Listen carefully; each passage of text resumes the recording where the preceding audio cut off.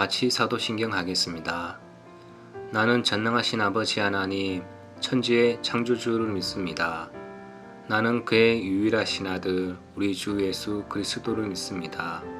그는 성령으로 잉태되어 동정녀 마리아에게서 나시고 본디오 빌라도에게 고난을 받아 십자가에 못 박혀 죽으시고 장사된 지 사흘 만에 죽은 자 가운데서 다시 살아나셨으며 하늘에 오르시어 전능하신 아버지 하나님 우편에 앉아 계시다가 거기로부터 살아있는 자와 죽은 자를 심판하러 오십니다.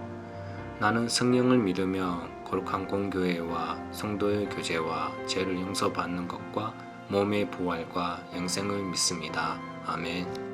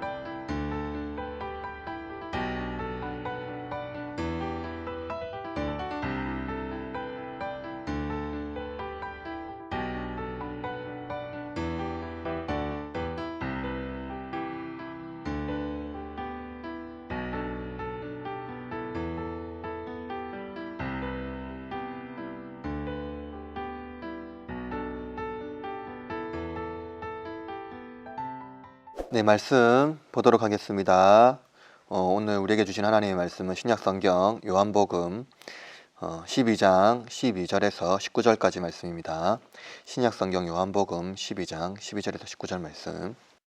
그 이틀날에는 명절에 온 큰 무리가 예수께서 예루살렘으로 오신다는 것을 듣고 종려나무 가지를 가지고 맞으러 나가 외치되 호산나 찬송하리로다 주의 이름으로 오시는 이 곧 이스라엘의 왕이시여 하더라.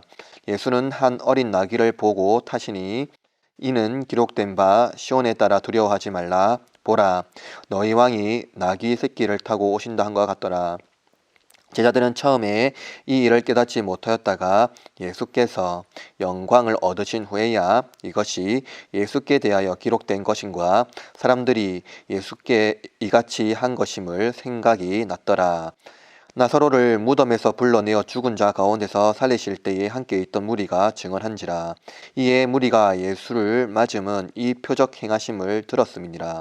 바리새인들이 서로 말하되 볼지어다 너희 하는 일이 쓸데없다. 보라 온 세상이 그를 따르노다 하느니라. 아멘. 오늘은 예수님께서 나귀를 타고 예루살렘 성에 입성하는 그 종려주일입니다. 이 종려주일을 기념으로 해서 이제 예수님의 이 고난의 시기를 경험하게 됩니다.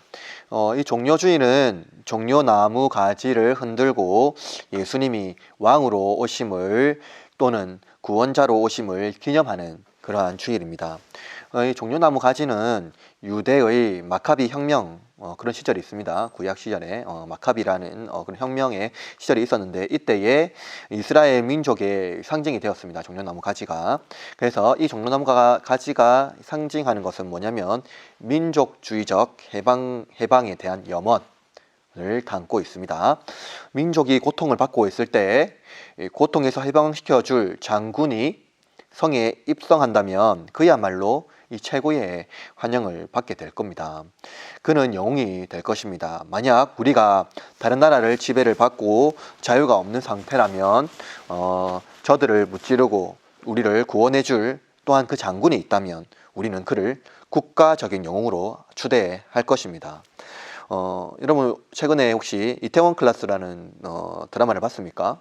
박세로이 친구가 나오죠. 박세로이가 장근원에게 괴롭힘을 당하는 호진이를 구원해 준 것 같이 그에게도 그런 영웅처럼 될 것입니다.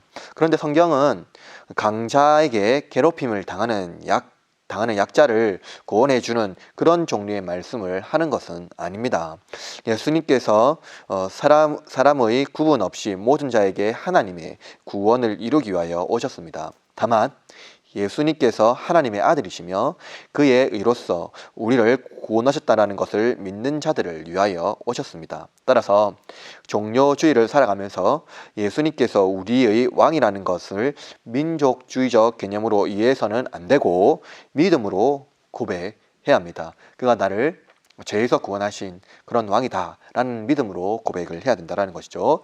오늘 말씀을 통해서 예수님께서 왕으로 오심, 그것이 나에게 얼마나 큰 유익인지 또는 위로인지 살펴보는 시간이 되기를 바랍니다. 본문에서 당시 본문의 그 시기는 어떤 명절이라고 말합니다. 유대의 최대의 명절인 그 명절은 바로 유월절을 말합니다. 유월절은 이스라엘이 이집트의 노예로 있을 때에 하나님께서 모세를 통하여서 이스라엘을 구원하신 그 사건을 말합니다. 그러므로 유월절은 자유, 해방과 같은 그런 것과 가장 관련이 깊이 있습니다. 이것은 마치 종려나무 가지를 들고 예루살렘에 입성할 때에 예수님이 예루살렘에 입성할 때에 이스라엘 백성들이 예수님을 향하여 열망하는 것과 같은 의미를 지니고 있습니다. 이들은 예수님을 찬송하고 있죠. 오늘 본문 12장 13절에 보면 이렇게 기록되어 있습니다. 종려나무 가지를 가지고 맞으러 나가 외치되 호산나 찬송하리로다 주의 이름으로 오시느니 곧 이스라엘 왕이여 하더라. 이 큰 무리는 고대 역사가 요세푸스에 의하면 약 270만 명 가량이 유월절 절기 때문에 예루살렘 성전에 모였다고 합니다. 양산시 인구가 약 35만 정도 된다고 하는데요. 270만 명이라면 정말로 매우 많은 수입니다. 그 중에 예수님을 만나러 온 사람들이 적지 않겠죠? 적지 않습니다. 대부분 예수님을 환영하러 정말로 크나큰 무리가 모여 있습니다. 그 현장은 웅성웅성하고 뭔가 소란스럽고 되게 소란스러울 분위기겠죠.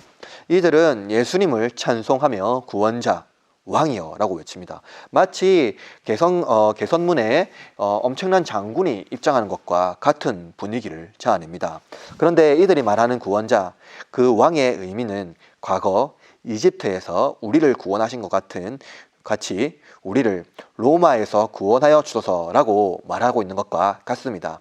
즉 이들은 유월절 절기를 민족의 구원, 민족의 해방 정도로만 이해하고 있습니다.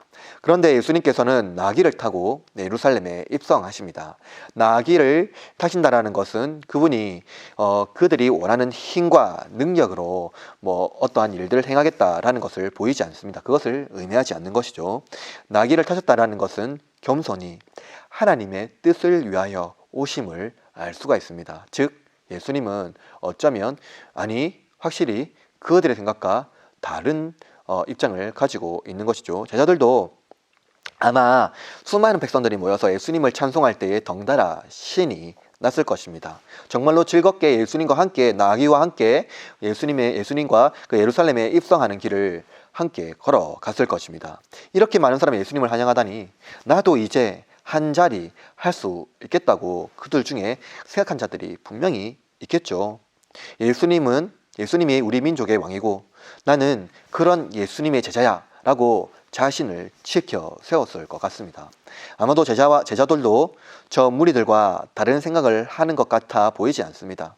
이를 보고 예수님께서 또 성경은 다음과 같이 기록합니다. 12장 16절입니다. 제자들이 처음에 이 일을 깨닫지 못하였다가 예수께서 영광을 얻으신 후에야 이것이 예수께 대하여 기록된 것임과 사람들이 예수께 이같이 한 것임이 생각났더라.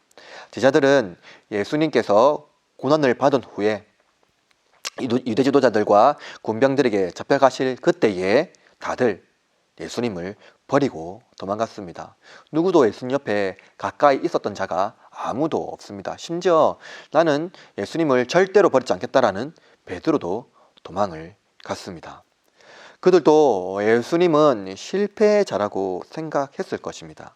지금 당장 이스라엘의 힘과 자신의 예수님의 힘과 능력으로 혁명으로 이스라엘을 로마의 압제에서 구원해야 하는데 오히려 자기 민족에게 반역자로 잡히다니 예수님 곁에는 아무도 남지 않게 된 것입니다. 그러나 예수님의 영광을 얻으신 후라고 본문은 말하고 있죠. 예수님께서 행하신 일에 대하여 깨닫게 된다고 말씀합니다. 예수님의 영광, 그것은 무엇인가요? 그것은 예수님의 부활을 말합니다. 예수님께서 부활하신 후 예수님께서는 참 하나님의 아들이시며 죄와 사망에서 구원하실 분이라는 것을 제자들도 깨닫게 된다라고 성경은 기록하고 있습니다. 성경은 유대인 민족을 위하여 기록된 책이 아닙니다. 우리는 때때로 오해를 하는데요. 구약 성경은 저 유대민족의 역사 또 유대민족에 대하여 기록한 책이다라고만 이해합니다. 신약 성경도 그러한 맥락으로 이해합니다. 때로는 유럽의 기독교, 미국의 기독교 국가라고 할 수 있는 그러한 그들을 위하여서 기록된 책이라고 생각할 수도 있는데요. 그것도 아닙니다. 성경은 예수님을 믿는 공동체인 교회를 위하여서 기록되었습니다. 그러므로 누구든지 예수님을 믿고 교회의 일원이 될 수 있다고 가르치고 있습니다. 즉 예수님께서 이 땅에 오심은 강자에 의해서 약자가 괴롭힘을 당하는 것을 해결해 주기 위한 목적이 아니라는 것을 우리는 반드시 기억해야 합니다. 예수님께서 이 땅에 오신 목적은 죄의 문제를 해결하기 위함입니다. 그 죄는 사망이죠. 우리 모두는 죄와 관련되어 있고 따라서 죽음을 면하지 못합니다. 죽음도 그냥 죽음이 아니죠. 성경에서 말하고 있는 죄의 근원인 죽음은 영원한 형벌을 말하고 있습니다. 그러나 하나님께서 세상을 이처럼 사랑하사 독생자를 주셨으니 이는 그를 믿는 자마다 멸망하지 않고 영생을 얻게 하려 하심이라 라고 기록하고 있습니다. 이것을 위하여 하나님께서는 그의 독생자 아들을 보내셨습니다. 진정한 자유, 해방은 죄로 말미암아 무너진 나의 삶의 해방입니다. 죄로 말미암아 어둠과 고통에서의 해방입니다. 따라서 예수님께서 우리에게 종려주일을 허락하시고 특히 이 주일이 6월절에 이루어졌다는 것을 기억할 때에 6월절 어린 양으로 죽음을 면하게 하신 하나님의 온전한 뜻을 우리는 반드시 기억해야 한다는 것이죠. 예수님께서 직접 6월절의 어린 양이 되어 주셨습니다. 그런데 세상은 죄로 말미암아 예수님의 하나님 되심을 인정하지 않을 뿐만 아니라 그의 사역에 대한 흔적을 없애려고 합니다. 오늘 본문 10절에 보면 대제사장이 나사로를 죽이려고 모의합니다. 나사로는 예수님께서 죽은 자 가운데서 다시 살리신 사람입니다. 그들이 나사로를 죽이려는 목적은 나사로 때문에 예수님을 믿는 자들이 많아졌기 때문입니다. 이처럼 죄는 목적을 이루기 위하여서 수단과 방법을 가리지 않습니다. 그러나 하나님께서는 이런 악한 세상에서도 반드시 하나님의 선하신 뜻을 이루어 가십니다. 오늘 본문 마지막 구절인 19절을 봅시다. 요한복음 12장 19절입니다. 바리새인들이 서로 말하되 볼지어다 너희 하는 일이 쓸데없다. 보라 온 세상이 그를 따르는도다 하니라. 성경은 예수님의 이 복음, 예수님의 행하심 그것을 거부할 자가 없다라고 말합니다. 세상 사람들, 즉 악인들은 예수님의 사역의 흔적을 없애려고 그러고 그리고 예수님을 믿지 않게 하려고 여러 가지 방법을 모의하지만 그럼에도 불구하고 온 세상이 예수님을 따르는 그러한 것을 성경에서 기록하고 있다는 것을 여러분 잊지 마시기 바랍니다. 수많은 백성이 종려나무를 가지고 들고 나와 주님이여 다윗의 자손 이스라엘의 왕이여 하나님을 찬양하고 호산나 호산나 찬송합니다. 예수님을 알지 못하는 자들을 긍휼히 여기시고 이제 그들의 예수님의 고난의 사역을 감당하고 계십니다. 어떤 이유도 목적도 아닙니다. 예수님의 어떠한 것이 아니라 그 이유와 목적이 유일하게 하나가 있다면 그것은 바로 나입니다. 즉 나를 구원하기 위해서 예수님이 그 십자가 고난을 당하신 그 이유라는 것입니다. 사랑하는 친구들, 예수님께서는 그러한 것을 위하여서 왔습니다. 예수님이 모든 사람의 환영을 받기 위하여서 이 땅에 온 것이 아니라 오직 나의 죄를 해결하기 위해서 오셨다는 것을 여러분 기억하지 마십시오. 세상은 우리를 환영하지 않을 수가 있습니다. 우리의 겉모습을 보고 환영할 수는 있겠지만 진짜 죄를 위하여서 환영하지는 않습니다. 그러나 우리는 예수님을 환영하죠. 이유가 무엇입니까? 그가 나의 죄를 담당하셨고 예수님 덕분에 내가 하나님의 백성, 하나님의 자녀가 되었다는 것을 믿기 때문입니다. 그러므로 사랑하는 친구들, 예수님이 이 땅에 오신 것은 다른 어떠한 자유, 해방이 아니라, 그리고 우리가 이 땅에 살고 있는 그런 어떠한 고통을 해결해 주시는 그 근본적, 다른 말로 말하면 이 코로나를 해결해 주는 그런 이유 때문이 아니라 우리의 죄, 그 죄의 문제를 예수님께서 해결해 주시기 오셨다라는 것이라는 것이죠. 진정한 자유와 해방은 이 땅의 고통에서 해방되는 그것이 이유가 아니라 우리의 근본적인 죄의 문제를 해결해 주심. 그래서 우리가 영원한 형벌에서 영원한 참 자유, 영원한 소망, 천국 소망을 가질 수 있다는 것, 이것이 예수님의 이 땅에 오신 본질이라는 것을 여러분 잊지 마시기 바랍니다. 사랑하는 친구들, 그래서 우리는 우리를 위하여 이 땅에 오신 예수님을 믿고 그분의 의를 위하여서 하나님 보좌 우편에서 예수님이 계신다는 것을 잊지 마십시오. 그분이 지금도 여전히 우리를 위해서 기도하고 계시고 우리를 응원하고 계십니다. 그분이 바로 예수님이죠. 그분이 진짜 자유를 우리에게 허락해 주셨습니다. 이번 주에 우리 친구들 고난 주간을 살아가게 될 것인데요. 그 친구들 목사님과 약속 한번 합시다. 스마트폰, 인터넷, TV 등을 잠시만 꺼두시고 그 시간에 성경 말씀을 묵상하고 개인 경과 시간을 좀 가졌으면 좋겠습니다. 그래서 여러분이 남는 시간에 성경 말씀을 보고 또 큐티를 하고 하나님과 더 가까이 지내고 예수님 말씀에 더 가까이 지내는 그러한 거룩하고 하나님 기뻐하는 한 주간을 함께 보내기를 바랍니다. 그래서 하나님께서 여러분이 기쁨이 되시고 여러분도 하나님의 즐거움이 되는 그러한 복된 고난 주간을 경험하는 저와 여러분이 되기를 주님의 이름으로 축복합니다. 아멘. 자, 목사님 한번 기도하도록 하겠습니다.